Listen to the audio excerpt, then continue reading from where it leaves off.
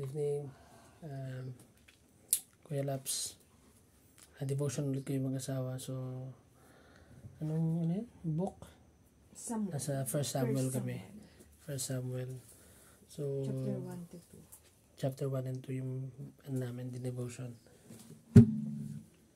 Sobra kaming blessed dun sa prayer ni Ana. So, kasi si Ana hindi nagkakaanak. Ang asawa ni Elkanah. Asawa ni Elkanah. So, nagpray siya para magkaanak siya. Yun nga, nagkaanak siya. Si Samuel na nga yung anak. Tapos, ayun, grabe lang na tinuturuan tayo ng particular na verse na to na laging may sagot ang Diyos lagi. May pwedeng gawin ng Diyos na kaya niya talagang tumugon sa mga panalangin natin. So, hinihintay lang ng Diyos, mag-pray tayo, dumulog. Buong pait siya, yung pag-prayer niya, Ana. No? Buong lungkot siyang nanalangin. So, ginawa na ba natin yun? Ginawa nyo na ba yun? So, yung buong pusong pananalangin. Ano man yun? Kung humihilig tayo ng trabaho, humihilig tayo ng blessing, financial blessing, humingi tayo ng kagalingan. Iba kasi yung iniisip eh. Actually, halimbawa, ikaw, iniisip mong mag-anak. Iba yung iniisip mo lang. Iba talaga yung idinudulog mo talaga sa Lord ng sobrang pray.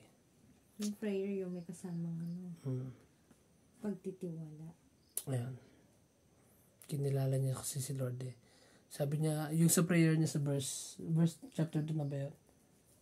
Sa chapter 2. Sabi niya, sobrang niya inonor si Lord. Sabi niya, O Yahweh, Diyos ng Israel, makapangyarihan ka. Kaya mong hukumungan ng buhay, kaya mong bawiin yung buhay, kaya mong pagyamanin kami, kaya mo kami paghirapin. So, inonor niya yung Lord na gano'n siya makapangyarihan.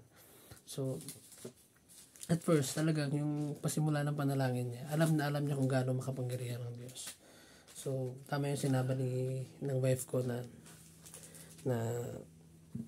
pag lumapit tayo sa Diyos, buong tiwala at saka buong pagkilala na kaya niyang gawin yung bagay na hinihingi natin.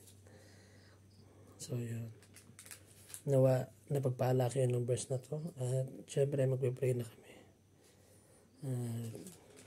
Keep on praying, especially sa mga mag-asawa. Especially sa mga dumadaan sa matinding pagsubok.